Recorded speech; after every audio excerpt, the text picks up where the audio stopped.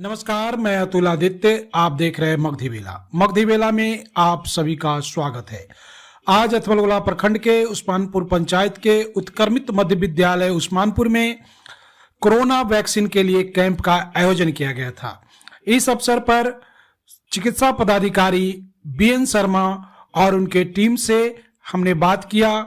वो बहुत ही उत्साहित थे और वो चाहते थे कि लोगों को अधिक से अधिक टीकाकरण किया जाए और लोग स्वस्थ लाभ उठाए। वहीं साथ में ही तो बूथ नंबर 22 के बीएलओ पप्पू कुमार से भी मेरी बातचीत हुई, जो आप वीडियो में आ गए। प्रभारी हैं सर यहाँ से? हाँ, प्रभारी है चिकित्सा पदाधिकारी। अच्छा जी, किस पद पे हैं आप? प्रभारी चिकित्सा पदाधिकारी अथमलगोला जी। आप जो एक यहाँ पे जो कैंप लगाए हैं उसमें आप लोगों से क्या अपील करना चाहते हैं, किस तरह से जोड़ना चाहते हैं लोगों को? अपील करना चाहते हैं कि अधिक से अधिक लोग पहला दूसरा डोज ले लें ताकि भविष्य में उनकी इम्यूनिटी बढ़ जाए और आने वाले तीसरे वेव से उनको पूरी सुरक्षा प्रदान हो। जी, आपके क्षेत्र में अभी तक किस तरह का स्थिति रहा है? कितना लोग वैक्सीनेट हो चुके हैं? लगभग हम लोगों का 80% लोग वैक्सीनेट हो चुके हैं। जी, 20% बचे हैं लोग। 20% वो बचे हैं जो यहाँ नहीं रहते हैं, कहीं एस्टेब्लिश किए हैं, या तो नौकरी में है या कहीं दूसरे मकान बना लिए हैं, दूसरे स्टेट में चले गए हैं, जो लेबर क्लास के हैं बाहर चले गए हैं। वैसे करीब 20,000 एम्प्लॉय हैं, पब्लिक जो है। तो इस हिसाब से माना जाए कि आपके यहाँ लगभग 100% वैक्सीनेशन हो चुका है? नहीं, 100% नहीं, लेकिन करीब 90% वैक्सीनेट हो चुके हैं। 90% लोगों का हो चुका है। तो बचे हुए लोगों को आप चाहते हैं कि जल्द से जल्द वो आए और वैक्सीनेट करवा लें? जल्दी से जल्दी लोग वैक्सीनेट हो जाए ताकि समाज पूर्ण सुरक्षित रहे, कहीं किसी को कोई प्रॉब्लम नहीं हो, सारे लोग हंसी खुशी अपना जिंदगी बिताएं। अथमलगोला प्रखंड में कितने इस तरह का कैंप लगाया गया है? आज 17 कैंप है। 17 कैंप है पूरे प्रखंड में? पूरे प्रखंड जी चल रहा है हम लोगों का लगातार। जी, डेली का डेली हम लोग कम से कम 8-10 कैंप लगाते हैं। जी सर। और रोज के रोज हम लोग वैक्सीन टीम को अपना भेजते हैं।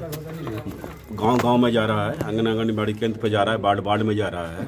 वहाँ पर भी हम लोग अपनी टीम को भेज के वैक्सीनेशन का कार्य करवा रहे हैं ताकि हम लोग का कार्य पूरा हो जाए जल्द से जल्द। तो कैसे चुनाव कर रहे हैं? पंचायत वाइज कर रहे हैं या? पंचायत वाइज हम लोगों का सर्वे हुआ है। वार्ड वाइज, आंगनबाड़ी वाइज, जी, वार्ड वाइज, उसके बाद आंगनबाड़ी वाइज, उसके बाद डोर टू डोर भी दस्तक देंगे हम लोग। जो रिफ्यूजल हमको जाके मनाएंगे। जी हाँ, एक अभी समाचार आया था कि डोर टू डोर जाया जाएगा। हाँ, डोर टू डोर जो नहीं आएंगे, जो एकदम अपाहिज है, अपंग है, उनके लिए तो जाना पड़ेगा ना। अच्छा, ये बच्चों वाला जो वैक्सीनेशन की बात चल रही थी उसके क्या है, आप लोगों को अभी शिकायत तक पे? नहीं आई है, लेकिन उम्मीद है कि इस महीने के अंतिम तक आ जानी चाहिए। कोई अपडेट आ जाएगी। जी, थैंक यू सर। आप मैम अभी तक कितने लगा चुके हैं इंजेक्शन यहाँ पे? 30 मतलब व्यक्ति को वैक्सीनेट कर चुके हैं। 30 को कर चुके हैं। कितने के टारगेट लेके आए हैं आप लोग? 150 का। जी, बहुत अच्छा, ठीक। सर बोलिए, आप क्या है यहाँ पे? हम ऑनलाइन करने वाले हैं। ऑनलाइन कर रहे हैं? वेरीफायर हैं। वेरीफायर हैं। आप शिक्षा सेवक हैं। शिक्षा सेवक। यहाँ पे किस पद पे आप कर रहे हैं? यहाँ पुर्जा वैक्सीन पे बना रहे हैं। डेट अगला पिछला लिखे हैं। आप सर? जी, हम रजिस्टर मेंटेन मतलब जो आधार और पैन जो प्रूफ लेकर आ रहे हैं उनको मतलब डाटा मतलब संग्रह डाटा कर जी। मतलब पूरे टीम जो है यहाँ पे आए हुए हैं और सारे टीम के लोग जो है अपने पूरे ही मन तन से इस वैक्सीनेशन महापर्व को पूरा करने की कोशिश कर रहे हैं। आप देख सकते हैं कि यहाँ पे बहुत सारे लोग हैं जो टीका लगाने के लिए आए हुए हैं। और सर ने जैसा अपील किया है, सर चाहते हैं कि जिन लोगों ने अभी तक टीका नहीं लिया है वो आएँ और अपने जीवन के जो बचे हुए पल हैं उनको बहुत ही सुरक्षित तरीके से जीने की कोशिश करें। यह नाम जोड़ने का कैंप है। फॉर्म संख्या 6 में नाम जुटता है। कब से कब तक चलेगा कैंप? चलेगा 1 नवंबर से 30 नवंबर 2021 तक। तो क्या नया भी अगर कोई बनाना चाहता है वोटर आईडी कार्ड तो उसका भी बनेगा? हाँ बनेगा, उसका जरूर बनेगा।